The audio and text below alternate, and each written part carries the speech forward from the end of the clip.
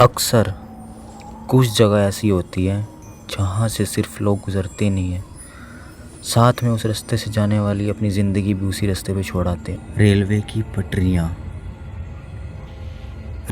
पटरियाँ दिन में सिर्फ रास्ता लगती है, पर रात में ये रास्ता नहीं रहती।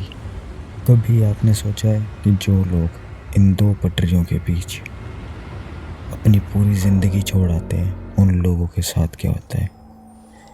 ये महज सिर्फ रेलगाड़ी का रास्ता नहीं है, ये उन लोगों की चीखें हैं जो हमें सुनाई नहीं देती, ना हमें दिखाई देती, पर वो रूह जो वैसी ही कहानी आज मैं आपको सुनाने वाला हूँ। ये कहानी किसी रिपोर्ट की नहीं, ये कहानी उस आदमी की है, उस रात की है जिसमें पटरी ने उस आदमी को अपने पास हमेशा के लिए रख लिया।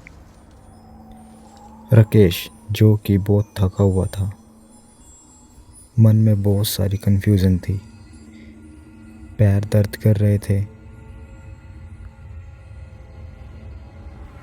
अब शाम हो चली थी।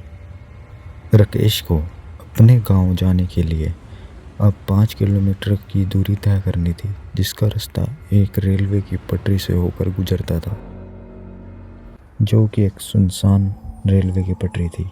राकेश पहले भी कई बार इस रास्ते पर से उस दिन अपने गांव जाता था। बिल्कुल अलग थी, जैसे वो जगह राकेश को अलग ही महसूस करवाना ये चाहती रेलवे है। की पटरी जैसे राकेश को अब बहुत उस अच्छे से स्टेशन जानती हो। बिल्कुल लास्ट ट्रेन भी जा चुकी थी, आवाज़ों का शहर बिल्कुल खामोश हो चुका था,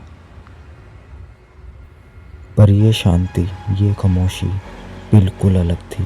राकेश ने महसूस किया बिल्कुल साधारण नहीं है। राकेश ने महसूस किया उसके कदम अब बहुत धीरे हो चुके थे और सांसें तेज हो चुकी थी, धीरे धीरे हो चुके थे। तब राकेश को अचानक अपने बराबर किसी के चलने की आवाज़ सुनाई दी। तब राकेश रुका, वो आवाज़ भी रुकी।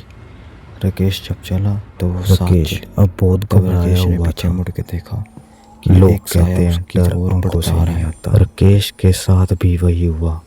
सोच भटकने लगी, वक्त का एहसास बिल्कुल कम होता गया।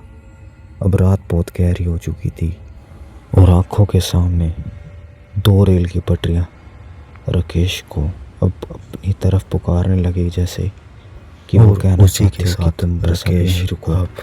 पर अगले ही दिन गांव वालों ने ये देखा, पटरी वहीं थी, खामोशी अब जा चुकी थी, पर अब किसी की ज़िंदगी अब पास नहीं रही। फिर एक बैग, पर अब राकेश नहीं था, सिवाय खाली उसके बैग के। सिर्फ एक कहानी बन चुका था, पर पटरी वहीं थी। फिर एक नया रमेश, फिर एक नई कहानी।